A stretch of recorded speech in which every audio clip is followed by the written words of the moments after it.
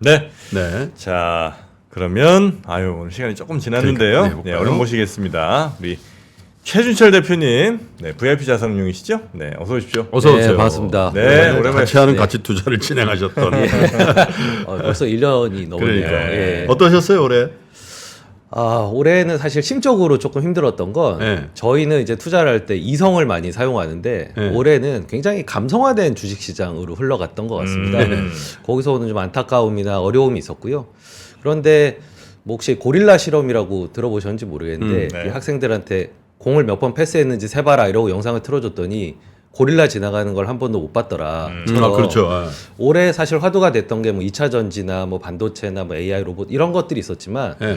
사실 다른 그런 섹터들에서도 성장이 나타나면서 좋은 퍼포먼스를 올린 곳들이 있었거든요. 많았죠. 네.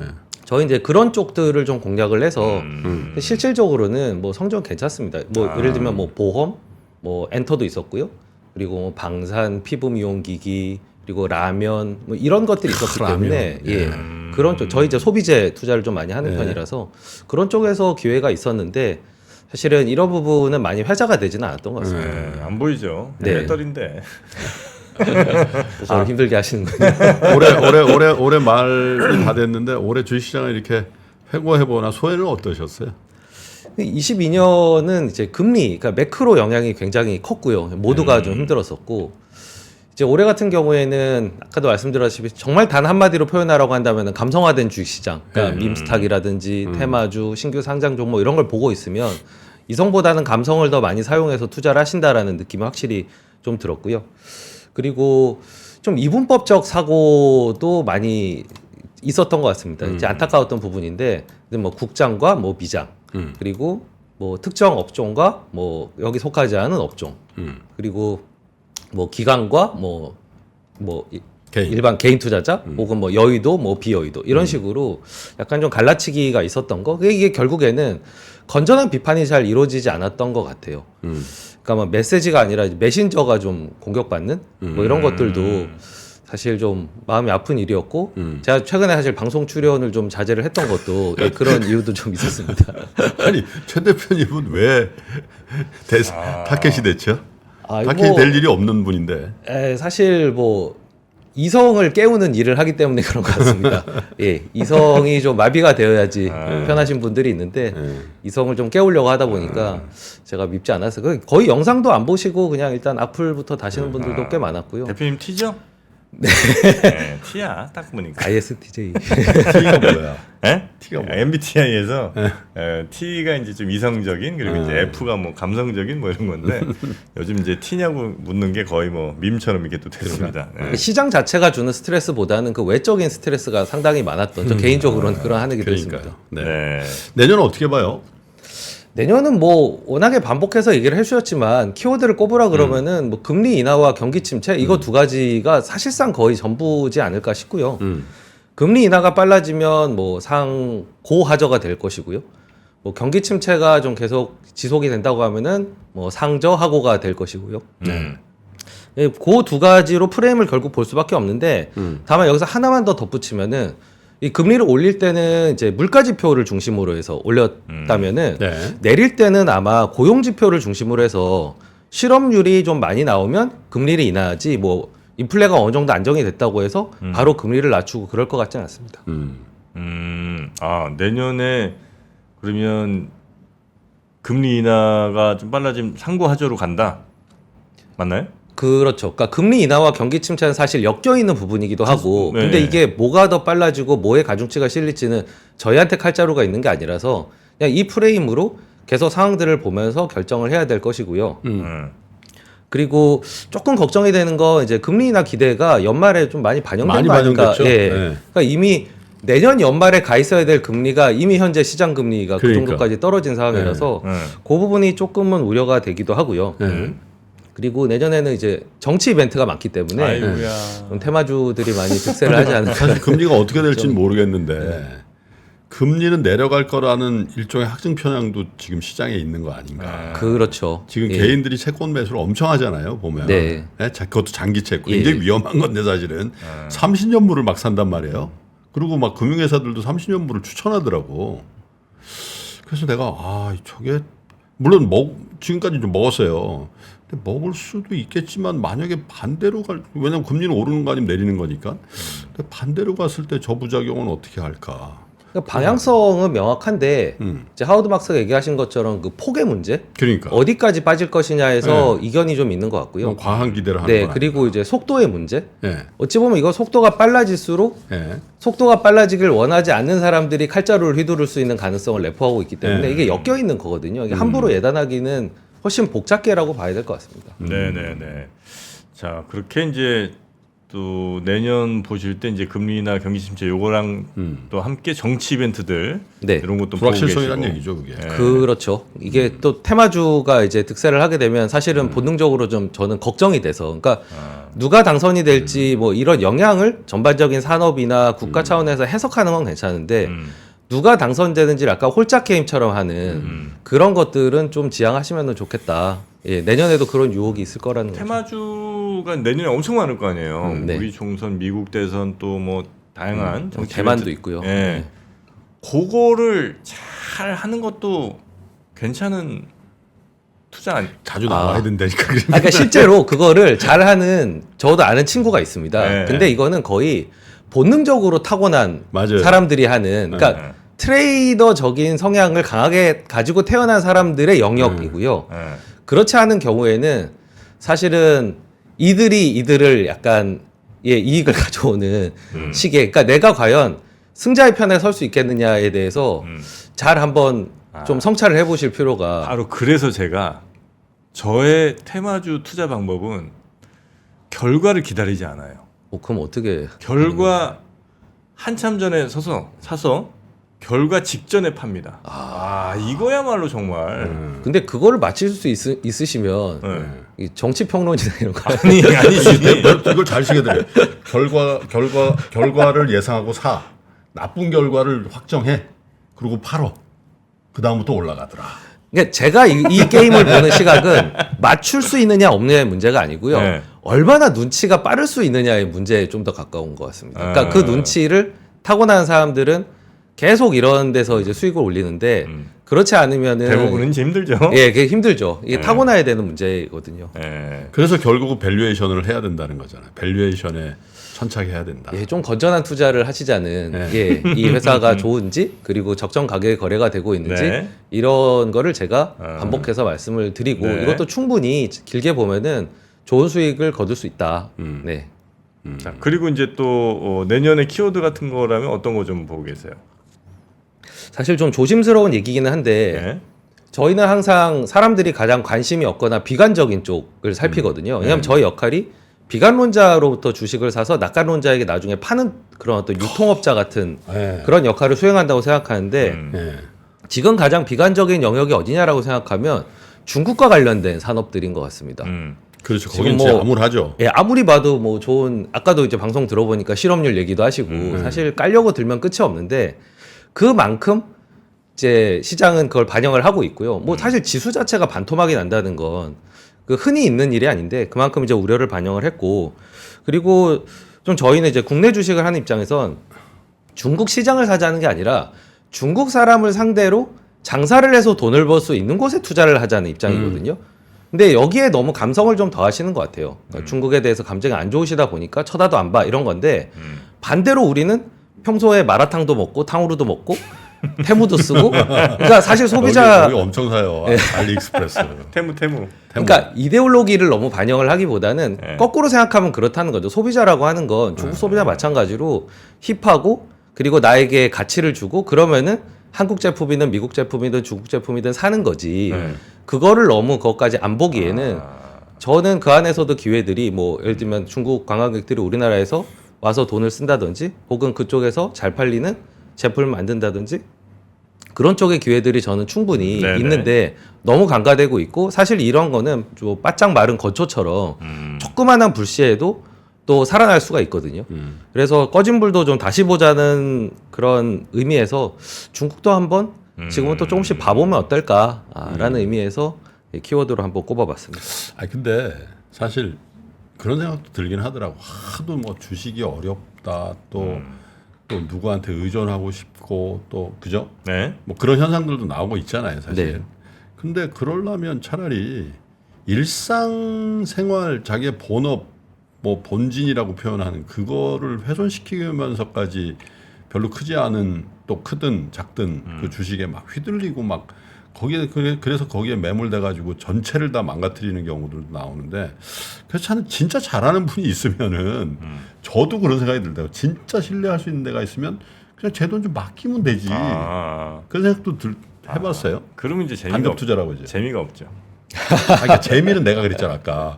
재미는 먹방 보고 안 돼. 내가 직접 이거 뭐 하고 아프리카 TV 보란 말이야. 사고 파는 재미가 재밌어. 있어야 되는데 그거를 다 맡긴다는. 저 사실 두 분 말씀에 다 동의를 하고 저도 학생 개인 투자자로 시작을 했고 저 너무 재밌었거든요.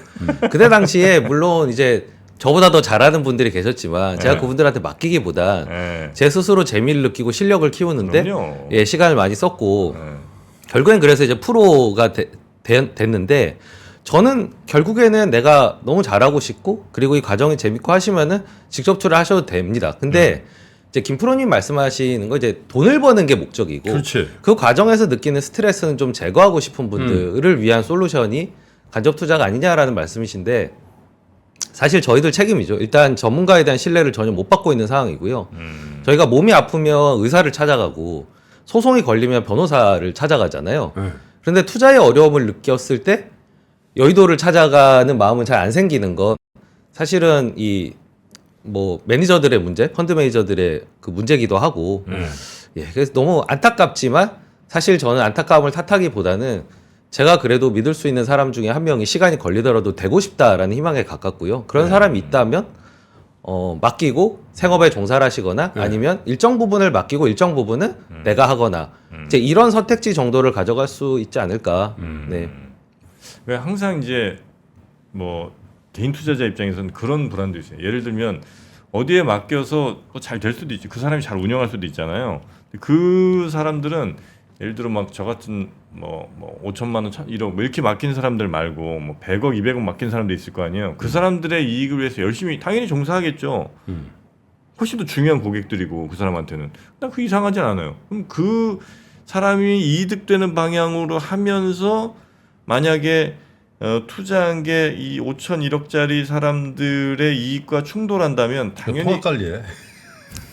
그게 아니 그걸 뭐 따로 관리하는 게 아니라 네. 자산운용사는 네. 특히 공모펀드 같은 거는 그걸 다 넣어서 수익률이 동일하게 나오게끔 관리가 되지 않으면 벌 받아요. 그러니까 3프로 TV로 치면은 매일 이 방송을 보시는 분과 가끔 보시는 분을 시스템적으로 차별해서 정보를 제공하실 수가 없잖아. 없는 것처럼 마찬가지로 그냥 누구나 본다고 생각하고 영상을 찍으시잖아요. 저희도 마찬가지입니다. 저희도 공모펀드가 지금 이제 8,000명이 넘었는데 사실 누가 누군지 일단 알 수가 없고요. 저희 입장에서는 그냥 전체를 잘 운영하면 고루고루 그 혜택이 돌아가는 구조로 되어 아니, 있습니다. 그러니까 단 그래요? 0.01%도 그래요? 동일한 펀드에서 어떤 특정한 개인은 100억 맡겼다고 뭐 15%가 나오고 어떤 개인은 14%가 나오고 그렇게 하면 벌 받죠. 사실 이제 펀드가 그렇고요. 사실 일선 뭐 지점이나 이런 데서 여러 계좌를 개인 계좌를 관리한다고 하면 그런 일이 생길 수 있고 그건 일단 계좌 관리고. 펀드는 근데 저는 그런 시스템의 문제는 아닌 것 같고요. 결국은 저희한테 사시는 거는 이제 인텔리전스와 인테그리티를 사시는 건데 인테그리티가 부족하다고 느끼시는 게 사실 현실이고 그것 때문에 못 맡기시는 거지 사실 시스템에 대한 신뢰성 문제는 저는 아니라고 봅니다. 인테그리티를 살리는 게 이 업에 종사하는 사람들이 현재 책임감을 가지고 극복해야 되는 문제인 것 같습니다. 상품이 하나밖에 없진 않잖아요. 예를 들어서 A라는 상품이 있어요. 돈 많은 사람들이 고래들 들어있는 A. B라는 상품은 또 개미들 많이 들어있는 B라는 상품이 있어요. 근데 A가 손해가 많이 나. 야, 여기도 피해의식 많지. 그러니까 쩔었구나. 피해의식 굉장히 쩔었어. B에서 이걸 막 매수를 막 해. 그래서 B 보니까. 손해로 물타기를 해. 이런 거 막 이렇게 있지 않나? 그러니까 이게 인테그리티가 그러니까 여기서 보니까 저희가 극복해야 되는 숙제로 제가 근데 받아들이도록 뭐 하겠습니다. 그런 현상이 예. 없었진 예. 않았으니까. 뭐 이런 뉴스 얼핏 본 것 같은데 옛날에. 그러니까 그 안에서 이제 네. 인테그리티가 있는 곳과 아닌 곳을 좀 구별해 주시거나 뭐 이런 무대를 좀 만들어 주시면은 네. 이제 어디나 사실은 옥석이라는 게 같이 섞여 있잖아요. 사실 유튜브 채널도 마찬가지일 거고요. 시장에서 검증을 받는 거긴 하지만 이제 속속들이 펀드나 이쪽을 잘 모르시니까 그런 것들을 좀 잘 아니, 우리가 알려주시는 저거 그런 것들도 분양 받아서 아파트 들어갔어. 네. 어떤 거는 제 속에 순살 아파트 걸렸어. 아 근데 모든 아파트가 다 순살 아파트는 아닐 거 아니야. 아, 그렇죠. 거의 대부분의 아파트는 네. 규정을 지키고 다 거기 그 건축법에 의해서 감리 감독도 받고 건물을 세운다고. 근데 일탈하는 한두 개 건설업체에서 순살 아파트 그런 경우가 있잖아. 그러니까 그거를 조심하지 말라는 게 아니라 그거를 다 일반화해 가지고 모든 금융 시스템, 제도권 금융 시스템은 다 악이고. 아니 뭐 그런 건 그렇게 아니죠. 예. 생각하면 근데 근데 그리고 그런 이제 제도권 같은 경우에는 이제 금감원이라는 감독 기관이 있어서 정기적으로 검사를 받거든요. 지금 말씀하시는 거기도 부정하려고 그러니까. 예 그런 그 부정을 모르지 않잖아요. 그것만 하시는 분들인데 그분들이 다 그 잘못이 있는지 없는지를 다 정기적으로 검사해서 처벌을 하기 때문에 예. 굳이 아파트로 따지면 그런 거네. 재건축을 하는데 이미 거기 살고 계시던 분들은 좋은 층, 좋은 뭐 향, 좋은 평형 다 가져가잖아요. 남은 거 막 팔잖아. 근데 그 비율은 아닌 것 같은데. 그러니까 이제 그런 거에 우린 들어가는 거 아니냐. 그건 이런 아니죠. 정도. 그 이제 감독 기관이 사실은 해야 될 일이고요. 거기에 맞춰서 뭐 감독 기관의 제재를 받은 적이 있는지 네. 그런 것들을 잘 살피시는 아유, 내가 잘못 방법이- 얘기했는데 대부분 다 순살이라는데 어떤 분은 아, 수살이 드러나지 않았을 뿐. 제가 사는 아파트는 지금 40년 되는데 너무 강해가지고 옛날 아파트가 또 튼튼하다는 얘기가 많아요. 자 그래서 전체적으로 우리 투자자들에게 예. 좀 좋은 얘기 좀 예. 해주세요. 그래서 네. 모신 거니까. 네. 일단 뭐 가치 투자자로서 네. 아부자 3프로 TV에서 가치 투자 코너도 1년간 진행을 했던 입장에서 일단은 먼저 가치 투자에 대한 좀 변을 좀 드리자면 어제도 제가 박성진 대표님 그 영상을 봤는데 여전히 가치 투자는 그냥 싼 것만 사는 투자라는 생각이 되게 강하신 것 같아요. 그런 거 보면 나도 하겠다. 근데 그래서 성적이 뭐 좋으냐 이런 얘기들 하시는데 쇼핑으로 비유를 해보자면 가성비를 따져서 나는 쇼핑을 하겠다라고 하는 분에게 나는 싼 걸 좀 찾고 싶어라고 했더니 넌 싼 것만 좋아하는구나. 혹은 그 반대로 뭐 비싼 것만 살려고 하는 것도 좋은 쇼핑의 방법이 아니고요. 네. 가성비를 추구하는 쇼핑을 하려고 하는데 좀 너무 싸구려만 좋아하는 야 그래가지고 뭐 좋은 물건 뭐 갖겠냐? 약간 이런 식의 의문을 받다 보니까 가치 투자는 이제 싼 것만 사는 게 아니라 결국은 평균 이하의 밸류에이션과 평균 이상의 퀄리티의 교집합을 찾는 그런 투자를 하는 사람들이고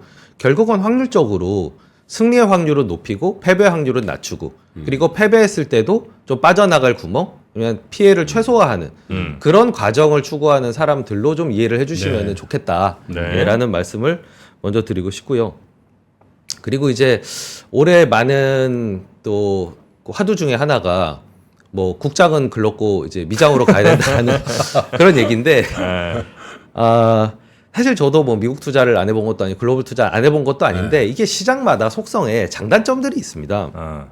일단 한국 시장은 우리의 홈그라운드이기 때문에 잘 아는 시장이고요. 그리고 저평가된 시장이기 때문에 뭐 아울렛 같은 그런 시장으로 비유할 수 있고 미국 시장은 좀 정가로 파는 백화점. 여기 득템이 가능한데. 예, 그러니까 잘 찾으면은 싸고 좋은 거를 발견할 수 있는데 미국은 속을 가능성은 좀 낮지만 좀 정가를 지불해야 되는. 예, 그리고 나 말고도 정말 수십 년간 이 쇼핑을 해왔던 쇼핑의 전문가들이 드글드글한 예, 그런 어떤 너무 극도로 비효율적인 시장이란 어떤 속성의 차이를 좀 이해를 하셨으면 좋겠고요. 미국 대가들이 그 인터뷰하는 걸 보면은 70년대를 되게 많이 그리워합니다. 70년대는 뭐 그쪽에 뭐 행동주의나 주주정책이 나오기도 전이고 그리고 뭐 인플레가 이제 심해서 아주 힘들었던 시기인데 왜 그때를 그리워하냐면 너무 좋은 종목을 싸게 살 수 있었다는 거예요. 예, 그게 사실은 미국 대가들이 이제 추억하는 것이고, 그리고 완성형보다는 오히려 변화가 더 돈을 벌기에는 쉽다는 겁니다. 변화하는 과정에 있어야지. 뭐 이미 지금 뭐 젊은 세대들이 토로하는 게 너무 완성형이다 보니까 기회가 없다는 거잖아요. 반대로 예전 분들은 힘들었지만 변화의 그 수혜를 입었고요. 그러니까 그런 관점으로 좀 보시면 좋겠고요. 그리고 저는 의도에 대해서도 좀 한 말씀 드리고 싶은데, 의도? 예, 그러니까 국장이냐 미장이냐 이게 속성의 차이지 뭐가 틀리다라는 의미는 아닌데, 네.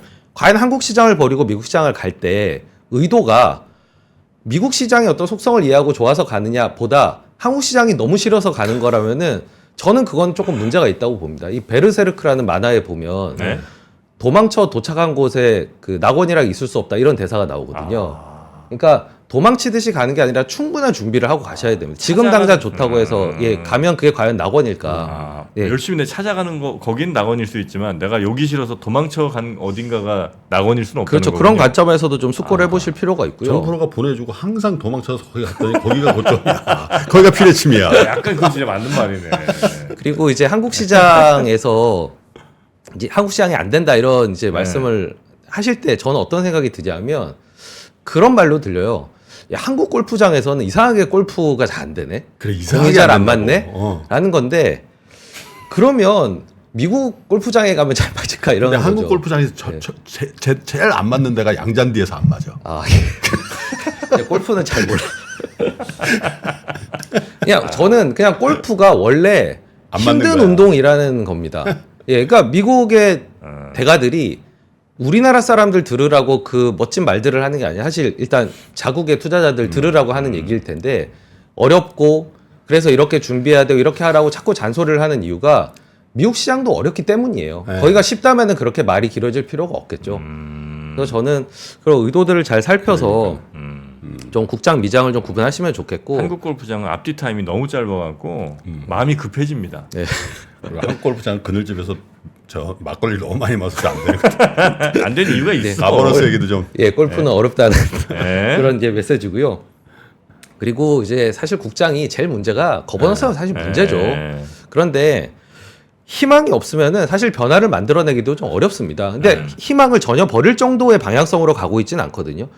뭐 최근에 배당 그렇죠. 성향, 예, 배당 정책이라든지 자사주 정책이라든지 네. 그리고 어떤 잘못을 했을 때 벌을 받는다든지 심지어는 대기업의 그 지주회사조차도 이게 약간 경영권을 뺏길 법한, 그러니까 자본이 들어와서 그런 시도들이 이루어지잖아요. 희망을 버릴 때는 아니고요. 저희가 어쨌든 홈그라운드고 우리 집인데 우리 안방인데 이거를 좀 치워가면서 그리고 그 과정에서 기회를 좀 찾아가면서 깨끗한 이게 방으로 만들어 가야지.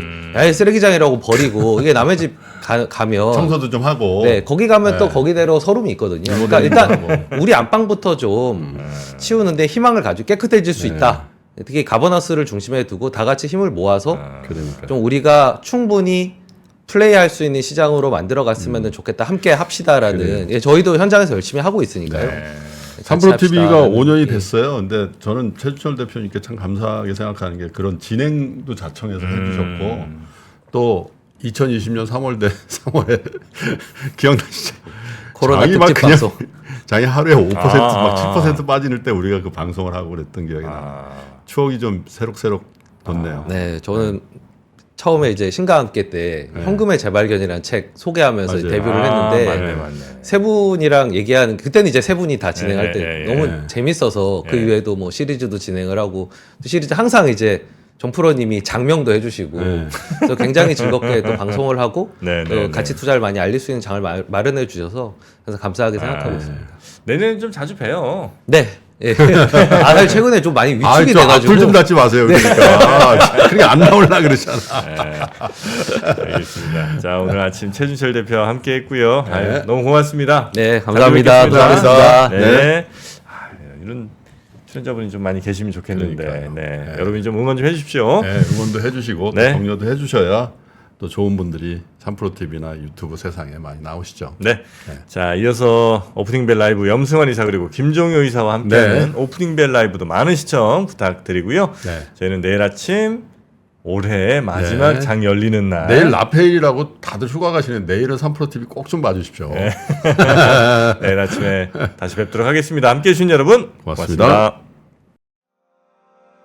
장 시작 전부터 종료까지 쏟아지는 수많은 뉴스와 정보들. 이 중에서 어떤 것이 투자에 정말 도움이 되는 정보일까요?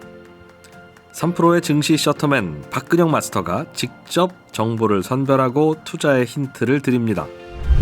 시간도 아끼고 투자 아이디어도 얻는 시간, 박근영 부장의 마켓 힌트와 함께 하세요. 자세한 사항은 3프로 TV 앱과 홈페이지를 확인하세요.